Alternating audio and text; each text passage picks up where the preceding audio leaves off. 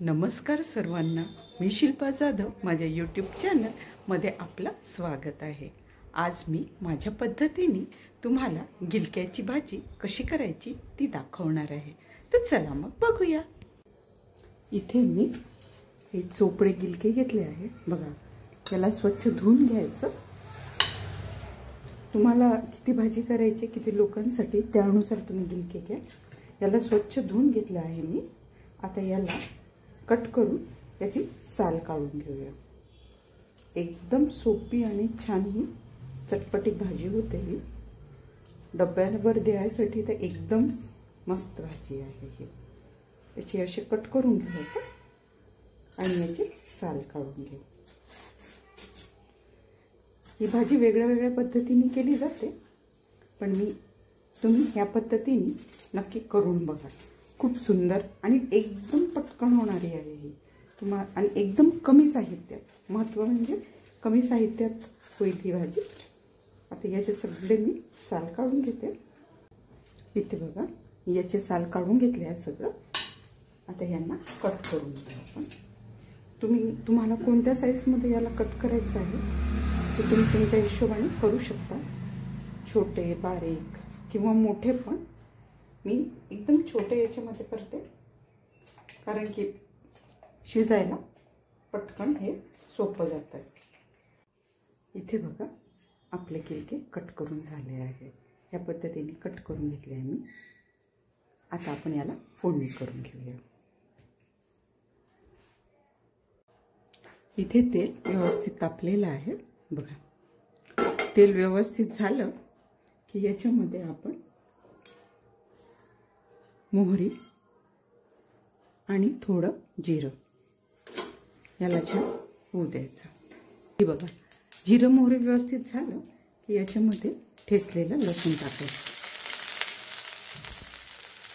लसूण थोडा याच्यामध्ये जास्त वापरायचा, त्याचा फ्लेवर खूप छान येतो। आता लसूण आपल्याला व्यवस्थित परतून घ्यायचा।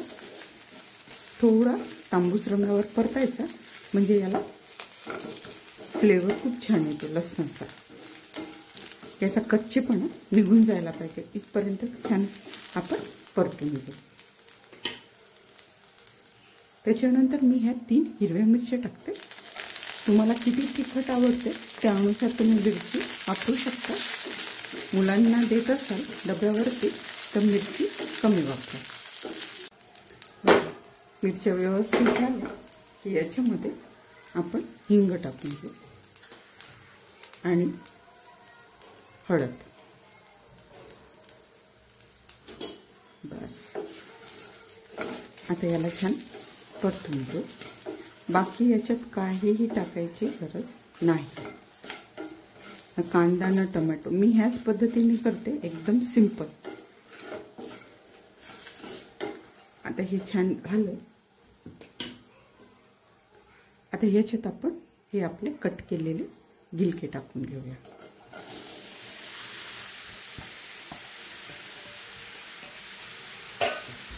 चवीनुसार मीठ।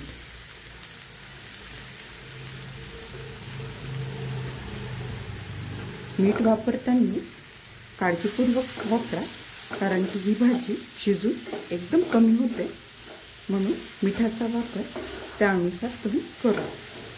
ही बघा अशी छान आपण मिक्स करून घेतली।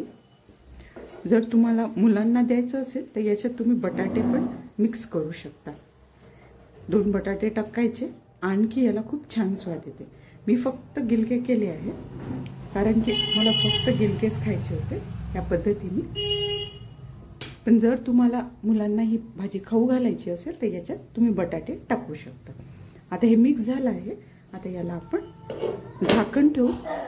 आता कमी फ्लेमवरच याला शिजू देऊ, कारण याला आपलं स्वतःचं पाणी सुटतंय आणि त्या पाण्यामध्येच आपण ही भाजी शिजवणार आहोत। वरून एकही पाण्याचा थेंब टाकायचा नाही आहे। तर आता आपण याला वाफेवरच शिजू देऊ। इथे आपण चेक करून बघूया। हे बघा किती छान आपली गिलक्याची भाजी शिजली आहे। रबरबीत शिजली बरं एकदम। एक थेंबही पाणी टाकलं नव्हतं तरी बघा याला किती छान पाणी सुटलं। ही भाजी आपलं पाणी स्वतः सोडते आणि त्यातच ही छान अशी शिजते. हे बघा आता ही रेडी आहे आपली भाजी. याच्यावरती छान आपण कोथिंबीर टाकून घेऊया. एकदा ह्या पद्धतीने करून बघा, घरी सगळे आवडीने खाते. एकदम सिंपल आहे, काही मी याच्यामध्ये खूप गोष्टी टाकल्या नाही. डब्यावर तरी द्यायला एकदम भन्नाट रेसिपी आहे. इथे आपली गिलक्याची भाजी रेडी आहे. रेसिपी आवडल्यास लाईक, शेअर, कमेंट आणि सबस्क्राईब करा.